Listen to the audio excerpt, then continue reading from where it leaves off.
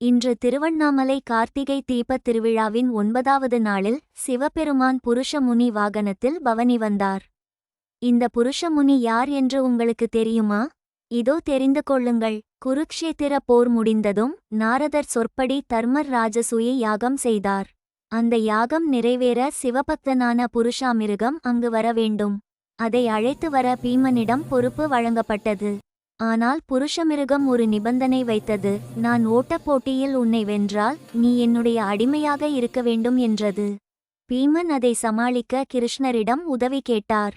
கிருஷ்ணர் 12 ருத்திராட்சங்கள் கொடுத்து ஒரு தந்திரம் சொன்னார்.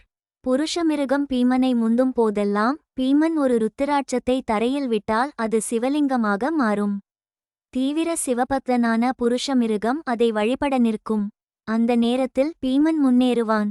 இப்படியாக 12 முறை நடந்தது. இப்படியாக எல்லைக்கோட்டை பீமன் ஒரு காலால் தாண்டியபோது பின்னால் இருந்த மற்றொரு காலை புருஷமிருகம் பிடித்துவிட்டது. யார் வெற்றி பெற்றவர் என்ற சர்ச்சை எழுந்தது. வழக்கு தர்மரிடம் சென்றது. அவர் தம்பியாக இருந்தாலும் பாரபட்சமின்றி பீமனின் ஒரு கால் மட்டும் இலக்கை தாண்டியதால் அவனது பாதி உடல் புருஷமிருகத்தின் சொத்து. எனவே பீமனின் பாதி உடல் புருஷமிருகத்திற்கு அடிமை என்று நேர்மையாக தீர்ப்பளித்தார். தர்மரின் நேர்மையைக் கண்டு மகிழ்ந்த புருஷமிருகம் பீமனை விடுவித்து யாகத்தில் கலந்து கொள்ள சம்மதித்தது. பீமன் இவ்வாறு 12 இடங்களில் போட்ட சிவலிங்கங்களே இன்று கன்னியாகுமரி மாவட்டத்தில் உள்ள 12 சிவாலயங்களாக திகழ்கின்றன.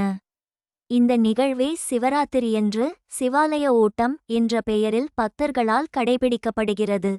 இவ்விதம் தீவிர சிவபக்தனான புருஷமிருகத்தை தனது அணுக்க தொண்டனாக ஏற்று அதில் சிவாலயங்களில் உலா வருகிறார். மேலும் சிவாலய வழிபாட்டிற்கு பயன்படும் 16 வகையான தீபங்களில் ஒன்றாக புருஷமிருக தீபம் உள்ளது.